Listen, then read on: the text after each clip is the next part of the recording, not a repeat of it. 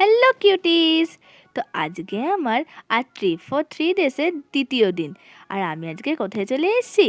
আমি আজকে চলে এসেছি মুর্শিদাবাদে। আর মুর্শিদাবাদ ঘুরে দেখবো, আর সেটা ঘোড়ার গাড়ি করে নয়, এটা কি করে সম্ভব? তাই আমরাও একটা ঘোড়ার গাড়িতে উঠে পড়লাম। আর এই জায়গাটা দেখে তোমরা কি কেউ চিনতে পারছো এই জায়গাটাকে?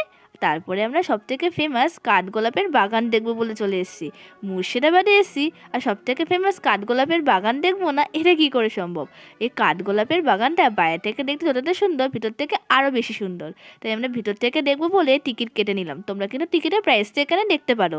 আর এই দেখো, কাঠগোলাপের বাগানটা কি সুন্দর, কত সুন্দর! চারিদিকে সবুজে সবুজ, আর মধ্যিখানে এই হলুদ আর লালের মিশ্রণের এই মহলটা কি সুন্দর যে লাগছিল দেখতে।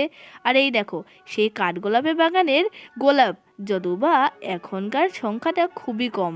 তারপরে আমরা ভিতরটা ঘুরে দেখব বলে চলে এসেছি মহলের ভিতরে। কিন্তু মহলের ভিতরে ঢুকে আমি জানতে পারি যে এখানে নাকি ভিডিওগ্রাফি করা অ্যালাউ নয়। তাই বাইরে থেকে এই যতটা সম্ভব তোমাদেরকে দেখিয়ে নিলাম। তোমরা যারা ঘুরতে যাবে তোমরা কিন্তু অবশ্যই এই ভিতরটা ঘুরে দেখবে।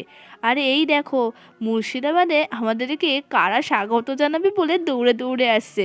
ওরাও বোধহয় বুঝতে পেরেছে যে আমরা মুর্শিদাবাদে প্রথমবার ঘুরতে গেছি, তাই ওদের মুর্শিদাবাদ ঘুরে দেখানোর জন্য বলে ছুটে ছুটে আসছিল। তাই সে যাই হোক, এইবার সে বহু প্রতীক্ষিত জায়গা হাজারদুয়ারি আমার চোখের সামনে। এই জায়গাটা যে কত ব্লগে দেখেছি, আর যতবার দেখেছি ততবার ভেবেছি যে আমি কবে যেতে পারবো। সামনে থেকে দেখে চোখটা একেবারে জুড়িয়ে যাচ্ছিল। আর হাজারদুয়ারির সামনে এই সাদা কালারের যে জায়গাটা আছে, সে জায়গাটার নাম কি বলো তো? তোমরা যারা বলতে পারবে তারা কমেন্টে কিন্তু বলে যেও। তাদের নাম আমি পরবর্তী ব্লগে নেব। আর এই দেখো, মুর্শিদাবাদে গেছি, আর মুর্শিদাবাদের সবথেকে ফেমাস বিরিয়ানি ট্রাই করবো না সেটা কি করে হয়? তাই আমরা মুর্শিদাবাদের বিরিয়ানি ট্রাই করে নিলাম। আর তারপরে আমরা চলে গেলাম অন্য একটা জায়গায় যাওয়ার উদ্দেশ্যে। কেমন লাগলো আজকের ভিডিও আমাকে কিন্তু জানিও। আজকের মতন বাই।